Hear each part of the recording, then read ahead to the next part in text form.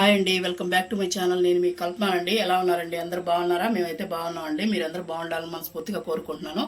ఇవాళ వీడియోలో అయితే పెరుగు ఉప్మా చేసి చూపించానండి. చాలా బాగుంటుంది. ఇంట్లో పిల్లలు పెద్దవాళ్ళు అందరూ ఇష్టంగా తినగలిగేది. మళ్ళీ మళ్ళీ అడిగి చేయించుకుంటారండి. అంత బాగుంటుంది టేస్ట్. తప్పకుండా ట్రై చేయండి. మీకు ఈ వీడియో నచ్చినట్టయితే లైక్ చేయండి, షేర్ చేయండి, కామెంట్ చేయండి. ఎవరైనా కొత్త వాళ్ళు మన ఛానల్ చూస్తున్నట్టయితే ఛానల్ సబ్స్క్రైబ్ చేసుకోండి. లైక్ చేయడం మాత్రం మర్చిపోబాకండి. చూడండి ఉప్మా ఎలా ఉందో, ఇంత స్మూత్గా ఉందో చూసారా? తప్పకుండా ట్రై చేయండి మీరు. ఉప్మా కోసం నేను ఒక బౌల్ పెరుగు తీసుకున్నానండి. బౌల్ పెరుగు తీసుకొని మనం ఇదిగోండి కొంచెం సాల్ట్ వేసుకుందాం. మొత్తం వద్దండి, ఇప్పుడే కొంచెం వేసేసుకొని ఒకసారి దీన్ని బాగా చిలుక్కుందాం. ఇలా గుళ్ళలు లేకుండా చిలికేసుకోవాలండి మనం పెరుగుని. ఇలా చిలికేసుకొని ఇప్పుడు మనం దీంట్లో ఏ బౌల్తో అయితే పెరుగు తీసుకున్నామో అదే బౌల్తో 2 కప్పులు చూడండి 2 కప్పులు నీళ్ళు అయితే వేసేసుకుందామండి. వేసేసుకొని ఇప్పుడు దీంట్లోనే ఇలా కలుపుకునేసేసి దీంట్లోనే మనం ఏం చేయాలంటే ఇదిగోండి ఉల్లిపాయలు సన్నగా తరిగి పెట్టుకున్నానండి. ఉల్లిపాయలు, టమాటా సన్నగా తరిగి పెట్టేసుకున్నానండి. కూడా వేసుకుందాం. పచ్చిమిర్చి ఇవి కూడా సన్నగానే, అల్లం ముక్కలు సన్నగా తరిగేసుకున్నానండి. అన్నీ వేసేసుకొని ఒకసారి బాగా కలిపేసుకోవాలండి. చెప్పాను కదా, కప్పు పెరుగుకి 2 కప్పులు నీళ్ళండి. మనకు కరెక్ట్గా సరిపోతుంది. 1 కప్పు రవ్వ కాబట్టి మనకు కరెక్ట్గా సరిపోతుంది. ఇప్పుడు ఒకసారి కలిపేసుకున్నాం కదండి. ఇంక మనం ఉప్మా తయారు చేసేసుకున్నాం. స్టవ్ అంటించేసుకుని ఒక బాండ్లో పెట్టేసుకున్నాను. ఆయిల్ తగినంత వేసుకుంటున్నానండి. మనం ఉప్మాకి తగినంత 2 స్పూన్లు వేసాను, సరిపోతుంది మనకి. కొద్దిగా ఆయిల్ హీట్ అవనిద్దాం. కొద్దిగా ఆవాలు, కొంచెం జీలకర్ర ఒక హాఫ్ స్పూన్ ఉంటుందండి వేసేసుకొని మనకి చిటపటాలిన తర్వాత ఇవ్వండి మినపప్పు, పచ్చనపప్పు. మనకి మినపప్పు, పచ్చనపప్పు సరిపడా వేసేసుకోండి. అది వేగిన తర్వాత పచ్చిమిర్చి, అల్లం ముక్కలు, ఆనియన్ కొంచెం పెద్దగా దొరుకుతున్నారండి దీంట్లోకి, అలా వేసేస్తున్నాం.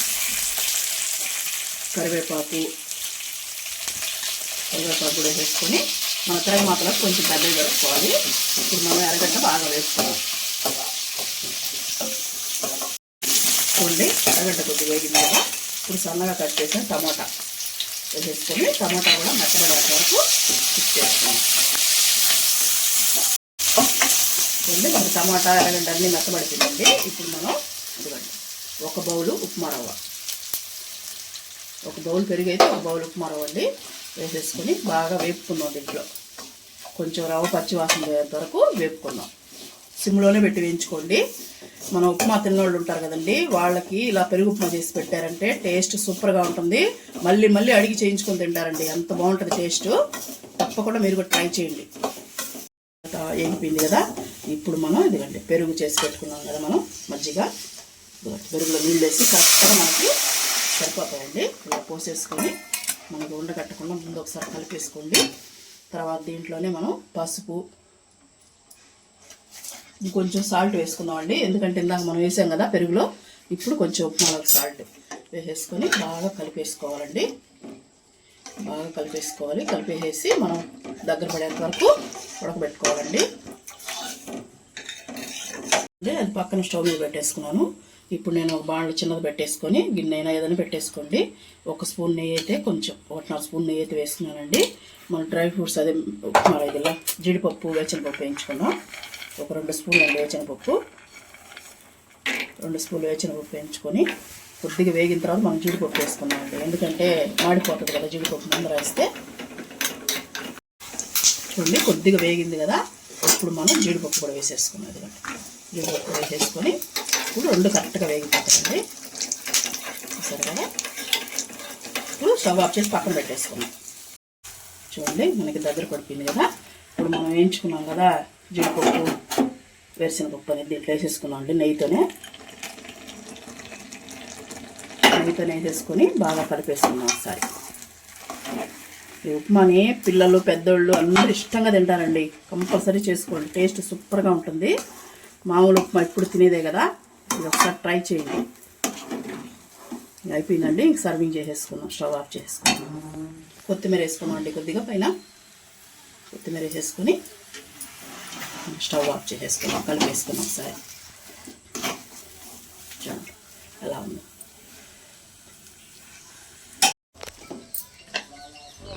చూడండి ఎలా ఉంది ఉప్మా. చూడండి ఉప్మా మీద అలా నెయ్యి పోసుకున్నామంటే సూపర్గా ఉంటుందండి టేస్ట్.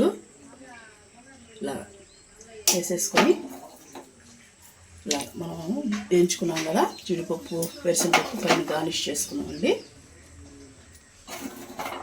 మనం మధ్యలో తింటూ ఉంటే చాలా బాగుంటుంది.